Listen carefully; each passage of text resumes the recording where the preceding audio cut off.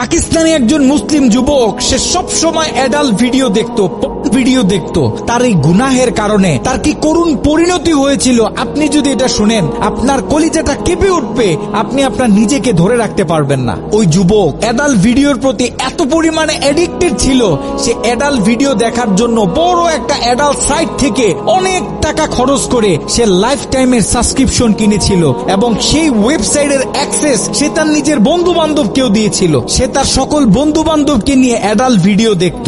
ঘটনাক্রমে একদিন যুবক ভয়ঙ্কর গাড়ি অ্যাক্সিডেন্ট করে মৃত্যুবরণ করলো। তার লাশটা যখন বাড়িতে নিয়ে আসা হলো, এলাকার মানুষ তার লাশ দেখতেছে, অনেকে বলতেছে এই ছেলে তো নামাজ পড়তো, এই ছেলে তো রোজা রাখতো, এই ছেলেটা ভালো ছিল। কিন্তু তার ভিতরে এত ভয়ঙ্কর একটা গুনাহ যে ছিল, এটা তার বন্ধু বান্ধব ছাড়া অন্য কেউ জানতো না। সকলে মিলে তাকে দাফন করে যখন বাড়িতে চলে আসলো, ওই ছেলের মা গভীর রাত্রে মোনাজাতে আল্লাহর কাছে দোয়া করতেছিল, আল্লাহ আমার ছেলে যদি কোনো ভুল করে থাকে তুমি আমার ছেলেকে ক্ষমা করে দাও, আমার ছেলের কোনো গুনাহের কারণে তুমি তাকে জাহান্নামে দিও না, তার কবরটাকে জান্নাতের টুকরা বানায় দাও। দোয়া করতে করতে মা এক পর্যায়ে ঘুমিয়ে পড়লো। মা যখন ঘুমিয়ে পড়লো, তিনি স্বপ্নে ভয়ঙ্কর একটা দৃশ্য দেখলেন। তিনি দেখতেছে তার ছেলের কবরে আল্লাহ পাক জাহান্নাম থেকে কিছু ফেরেশতা নিযুক্ত করলেন এবং ওই ফেরেশতাদের হাতে বড় বড় কিছু কুড়াল, যে কুড়াল দিয়ে সকল ফেরেশতারা মিলে একসাথে তার ছেলের শরীরে আঘাত করতেছে।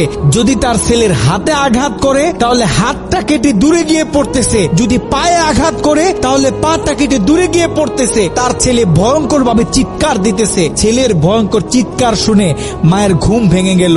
মা উঠে আবার তাহাজ্জুদ নামাজের জন্য প্রস্তুতি নিলেন, আল্লাহ তাআলার কাছে দোয়া করতেছেন। দ্বিতীয় দিন গভীর রাতে যখন মা ঘুমিয়ে পড়লেন, তিনি দ্বিতীয় দিন আরো ভয়ঙ্কর চিত্র দেখলেন।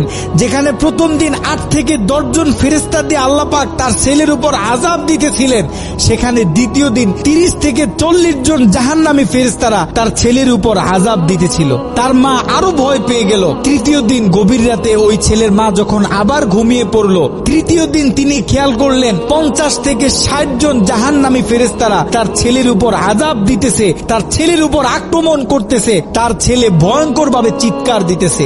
দিন যত বাড়তেছে আল্লাহ পাক জাহান্নাম থেকে তত বেশি ফেরেশতা তার ছেলের উপর নিযুক্ত করতেছে। মা ভয় পেয়ে গেলেন, মা ভেঙে পড়লেন। ওই ছেলের মা ছেলের বন্ধুদেরকে একদিন ডাক দিলেন, ডাক দিয়ে বলতেছে, দেখো আমি আমার ছেলের উপর দিয়ে এই ভয়ঙ্কর স্বপ্ন দেখতেছি, তোমরা যাও কোনো আলেমের কাছে জিজ্ঞাসা করো যে কেন আমার ছেলের সাথে এমন হচ্ছে। ওই ছেলের বন্ধুরা মিলে পাশের বড় একটা মাদ্রাসায় চলে গেল।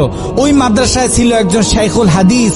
তার কাছে গিয়ে যখন পুরো স্বপ্নটা ব্যাখ্যা করা হলো, শাইখুল হাদিস স্বপ্নটা শুনে তিনি থরথর করে কাঁপতেছিলেন। শাইখুল হাদিস ওই ছেলের বন্ধুদেরকে জিজ্ঞাসা করতেছে, তোমাদের বন্ধু দুনিয়াতে থাকা অবস্থায় এমন কি কোনো গুনাহ করত যেই গুনাহ তার মৃত্যুর পরে এখন অন্য মানুষ করতেছে? তখন ওই ছেলের বন্ধুগুলো মাথাটা নিচের দিকে আসামির মতো দিয়ে চোখের পানি ছেড়ে বলতেছে, হ্যাঁ আমাদের বন্ধু এমন একটা গুনাহ করত যেই গুনাহটা সে পৃথিবী থেকে চলে যাওয়ার পরেও এখন আমরা করতেছি, আমাদের থেকে অন্য মানুষেরা করতেছে, তাদের থেকে অন্য মানুষেরা করতেছে।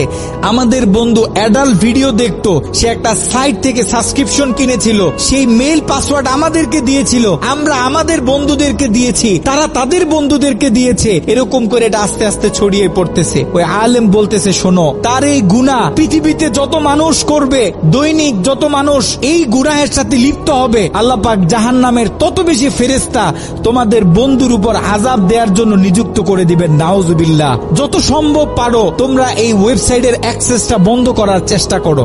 ওই ছেলের বন্ধুরা অনেক কষ্ট করে সে অ্যাডাল্ট সাইটের এডমিনদের সাথে যোগাযোগ করতে সক্ষম হয়। তারা সে এডমিনদেরকে জানায়, এই অ্যাকাউন্টের যে মালিক সে গত কয়েকদিন আগে মারা গেছে, আমরা চাই এই অ্যাকাউন্টটা চিরদিনের জন্য বন্ধ করে দেয়া হোক। কিন্তু সেই এডমিন প্যানেল থেকে সেই ছেলের বন্ধুদেরকে জানানো হলো যে এটা কোশ্চিন কালেও সম্ভব না, কারণ আমাদের থেকে যারা লাইফ টাইম সাবস্ক্রিপশন নেয় তারা হচ্ছে আমাদের প্রিমিয়াম কাস্টমার, আমরা তাদেরকে হাই সিকিউরিটি দিয়ে থাকি। তারা যখন আমাদের থেকে কোনো প্যাকেজ নেয়, আমাদের থেকে কোনো অ্যাকাউন্ট নেয়, আমরা তখন তাদেরকে মেইল দিই, পাসওয়ার্ড দিই এবং আমরা তাদের হাতের ফিঙ্গার নিয়ে থাকি। আপনারা হয়তোবা তার অ্যাকাউন্টের মেইল পাসওয়ার্ড দিতে পারবেন, কিন্তু তার হাতের ফিঙ্গার তো আর আপনারা দিতে পারবেন না। তার হাতের ফিঙ্গার যদি ম্যাচ না করে তাহলে আমরা এই অ্যাকাউন্ট অফ করতে পারবো না। নাউজুবিল্লাহ। একটু চিন্তা করে দেখেন, ওই ছেলের রেখে যাওয়া অ্যাকাউন্ট থেকে যত মানুষ খারাপ কাজে লিপ্ত হবে, যত মানুষ পর্ন ভিডিও দেখবে, তত গুনাহ তার আমল নামায় যেতে থাকবে।